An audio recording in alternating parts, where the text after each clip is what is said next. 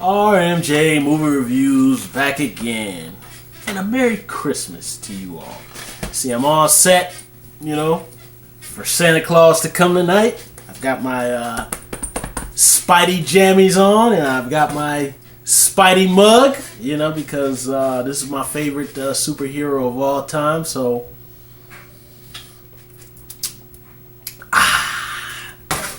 Got the day off work yesterday, today, tomorrow.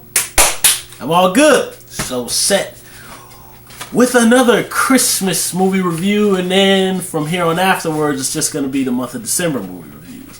So I'm going to come with a non-traditional Christmas movie, The Long Kiss Goodnight, starring Geena Davis, Samuel L. Jackson, directed by Renny Harlin of Cliffhanger and Die Hard 2 fame, and Cutthroat Island, if we want to talk about that one, or if anyone even remembers that movie. Oh, Long Kiss Goodnight. This film was released, like I always do, bare bones DVD. Not a surprise for this movie, because this movie wasn't that financially successful when it came out. I did not see the film theatrically, but the film came out my freshman year of high school. Matter of fact, it actually was released, I believe, I think it was like a couple weeks after my 15th birthday. Yeah, so I had turned 15 when this film had come out, and I wanted to see it. And I remember it wasn't like highly advertised. I mean, there was advertisements out there, but there wasn't like heavy duty, like super duper advertisements for this movie when it came out. And I was a fan of Geena Davis, I had seen Thelma and Louise. I wasn't like a gigantic Thelma and Louise fan, but I remember seeing that movie when I was young, when it had first come out, and I was kind of taken by the movie, because that was the first time you had kind of seen, at least from my age range at that time in the early 90s, it was the first time I had seen women kind of in that kind of movie like that. I don't recall. Well, Linda Hamilton. I think Terminator 2 had come out before that. I can't remember, but they were all around the same time. So you had Linda Hamilton, and of course, Geena Davis was in The Fly, which I remember tripping out off The Fly. Me and my friends used to always. A buddy of mine named Jay, who used to live on my old street. We used to always talk about The Fly, and it was a crazy movie. And of course, the great Samuel L. Jackson. And this is written by Shane Black of The First Lethal Weapon and The Last Boy Scout. On to the film. I like the film. Now, I am not in the group of people that like. I'm not a big cult follower of The Long Kiss Goodnight. I like the film. I think it's a strong action picture.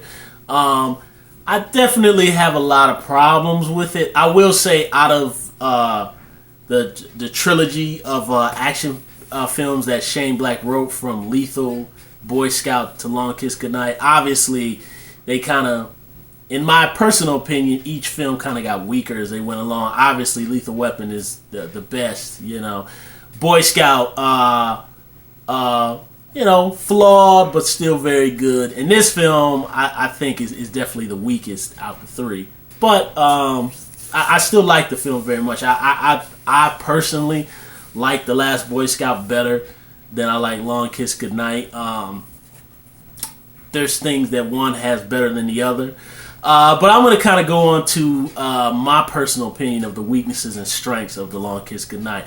Number one is Shane Black written script. So, of course, we got, like I talked about in The Last Boy Scout, you got the one-liners, you got the quips, you got the characters who kind of have their own kind of, what was the expression, self-deprecating kind of humor.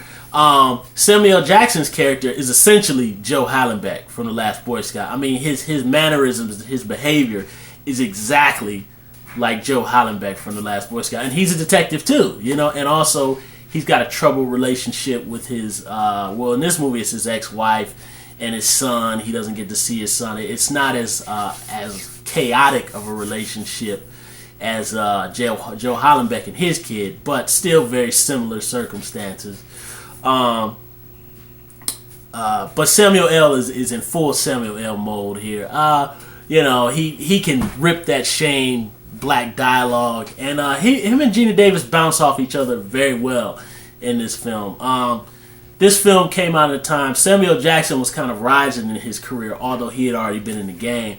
Geena Davis kind of, she was making better and better movies, but she hit the magnitude with Thelma and Louise, and I think after Thelma and Louise, she had done some really good movies, but I think, kind of around this time, Geena Davis was kind of in that thing of like, she was trying to figure out what to do.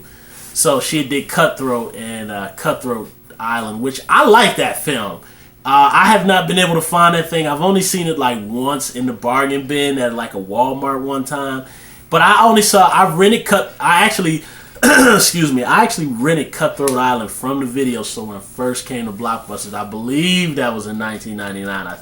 Was it? No. Wait. Excuse me, guys. I'm going too far forward.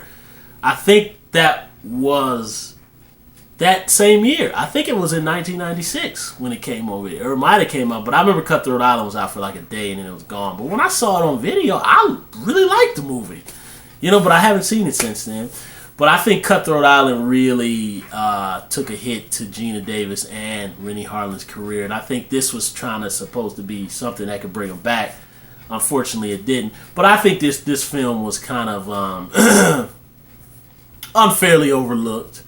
I think. Do I think this movie was good enough to be like $100 million blockbuster? No. But I still think that it deserved to at least be like, maybe an $80 million, box office hit, $70 million. It at least deserved more than what it got when it came out. But Geena Davis is very good. She's always been a strong actress. I've always liked her very much as an actress. I didn't realize how tall she is in real life. She's a very tall woman. But she's very good in this movie. And she plays that duality of, she's kind of this, I'm just going to call her a secret government agent. That's essentially what she is. But she's, she's not undercover. She has amnesia. But she's this secret agent in a past life. And now she's like a Holly homemaker mom, and she's got Samuel Jackson trying to help her out to figure out what the heck is going on, because she's, throwing knives in the walls, and she's, breaking deer's necks, and, all kinds of stuff, and she doesn't know why she has these abilities. But she plays it very well. There's little subtle scenes where Geena Davis kind of, and you can see the look in her eye where she kind of slips back and forth between house mom and assassin, and it's really cool how she plays those scenes. And then when you add in Samuel L. with her, and Samuel L. is just kind of bouncing off her like, what the hell is going on? Like, what the heck? I mean, you're cooking muffins. I think, what is the line he said? I can't remember the exact. I think the line is, wait. You were, ooh, I burned the darn muffin, and then you go in the bar and sailors is coming out. What up with that? I love that line. Kind of a goofy 90s-ish kind of line, but it's really cool. But they bounce off each other really good. And the action sequences are top-notch. Kind of my issues with the film is, number one, I think the movie's too long. This movie's about 2 hours. Or is this like an hour and like 52 minutes? I think the movie's too long. It should have been shorter. I think this movie should have been at least an hour and 40 minutes, tops. There's, kind of my issue is, I'm cool with her being a secret agent on it, and all the stuff with Geena Davis and Samuel Jackson, all of their scenes, I like. All the action sequences, I like. Kind of the parts of the movie I don't like. I'm not too keen on the bad guys in this movie.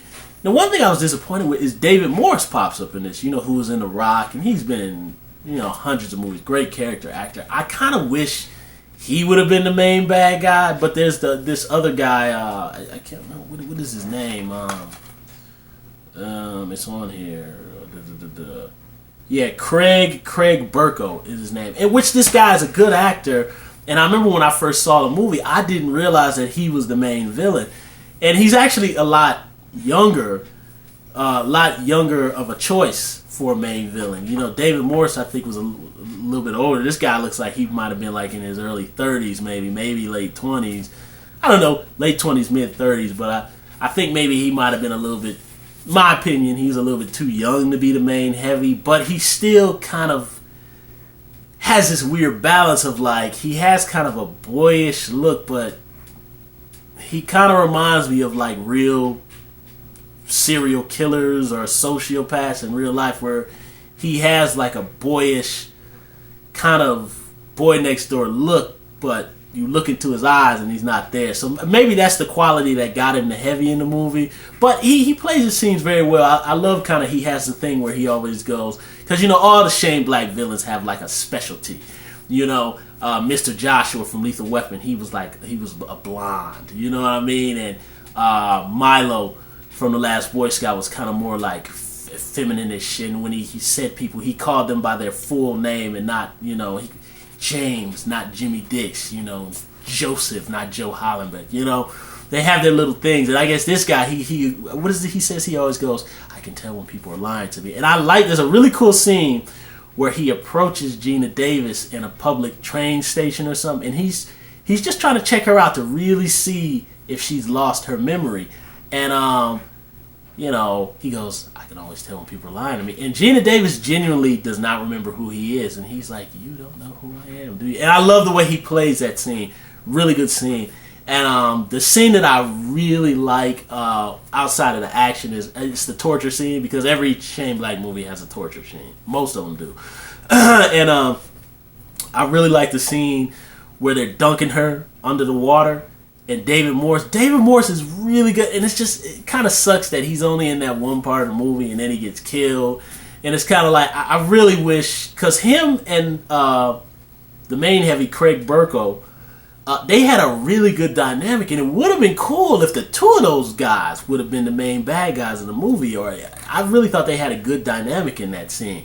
But, that would have been too much like psychotic, heavy acting going on, so I think one of them had to go. Or maybe, David Morse only had like a day or something, or whatever. But, that's kind of my issues. I think the bad guys could be a little bit stronger. And there's certain parts of the movie that just feel cheap and goofy. Now, that's my opinion. I'm not saying that's the truth, but that's just my opinion. Like, kind of the stuff with the presidents and the stuff where they're talking with the political Oval Office people, whoever. Those scenes just feel really cheap to me. I never have liked the depiction of presidents in movies. Maybe stuff like Independence Day or stuff like, or even like in The Rock, when they talk to the president, they don't really show him, and it's very brief. So I don't like the depiction. And then especially like in a movie like this, which is really kind of more escapist kind of action film. I don't know. I don't know. And then when they get into conversations with the presidents, I don't know. For me, I've never bought it. My other kind of flaw for me, aside from the presidential scenes and all that and stuff with kind of the bad guys, is the stuff there's too much with kids in this. And it's not that I have any offense. Hey, I like RoboCop 2. Hey, I like The Last Boy Scout, so I have no problem with like kids, cursing and shooting guns and all that. I'm fine with that. It's just, sometimes I feel in movies like this, children, to me, in my opinion, slow the movie down. And there's like the scenes, like, so much like the family scenes are okay, but it's like when you add the kids in with the action sequences and the danger and the fire, and it's just, it takes me out of it, because I can feel like, okay, little person, dummy, not a child, close up, there's no explosions around, da da da. The kids just take me out of it, and that's just my opinion. So I kind of felt the daughter was a little bit too much a part of the action, or maybe the daughter should have been a little bit older, but I don't know. I guess that doesn't play into the whole Christmas thing, but I just really, there's some parts of this movie that just really feel goofy, and there's some parts that just it feels just cheap to me. I don't know. Some parts do. It feels low budget and cheap. But according, this was like one of New Line Cinema's like first, like Hollywoody big budget kind of movies. But there are parts to me that just feel that way, And namely, those are most of the scenes that don't have Samuel Jackson or Geena Davis in them. But aside from those nitpicks, the action scenes are brutal enough and they're strong enough, and this is Long Kiss Goodnight is kind of one of the last the hardcore action pictures from that era. And Renny Harlin, he's very good. Out of Renny Harlin's pictures, out of the ones he made at that time, those action films, obviously, to me, I would say, I'd probably say, that's a tough one. It's either got to be between Cliffhanger and Die Hard 2. I definitely think Cliffhanger and Die Hard 2 are better action films than Long Kiss Goodnight. But that'd be a toss-up. I probably have to say, out of the ones Renny Harlin did at that time, I'd probably say Cliffhanger. I think I like Cliffhanger a little bit better than Die Hard 2. Die Hard 2 kind of, corporate-made studio, so there's a lot of things that I think Renny Harlin didn't have control over. So I will say, I think Cliffhanger is really more Renny Harlin's movie, and I feel that's kind of the strongest of the action pictures back at that time that he did. I personally feel this film is a step down, although the story is much better written than Cliffhanger, but whatever, I'm digressing. But this is a fantastic action picture, and when Geena Davis makes that switch, man, and she puts on that blonde hair and that eyeliner, I mean, it's kind of jarring, because I always thought Geena Davis was I always thought she was an attractive woman and she was pretty. She's a lot like Sigourney Weaver, slim, tall, very attractive, but you don't necessarily go like number one, like, you guys know what I mean. But when she puts on that blonde hair and that eyeliner, and she just exerts this kind of confidence. Like, I love the scene when she goes up to Samuel L. and she goes, "Mitch, you're up," and he's looking like, "Who the hell are you?" And she's just kind of like giving him all these eyes and stuff. And then like there's like a scene where she tries to seduce him, and I was just kind of like, whoa. I mean, I've never looked at Geena Davis like that. When she put on that, I mean, she's really sexy with that eyeliner and blonde hair, And I also really like the scene. One of the scenes I really like too is before the big finale, is where she looks at Samuel and she goes, "They're gonna blow my head off." And they had the two actually kiss, and it was just I thought that was a really a unique moment for this kind of action movie. You know what I mean? Because Mitch and her, they're not lovers. You know what I mean? But I think it's love, but it's not like heavy duty romantic, I want to marry you type of love. I think it's more like a deep friendship kind of love, but there's still that intimacy. I don't know, it's a really weird mix, but I thought it was a very different moment to play in a movie like this, which I thought that was a really good moment in this movie. Really caught me off guard. But fantastic action picture, and of course it takes place during Christmas. That's why I'm reviewing it on Christmas Eve, and Shane Black has to have Christmas in all his movies. Now Die Hard, the original, is not a Shane Black film, but I wouldn't be surprised if I read somewhere that he actually worked on that film.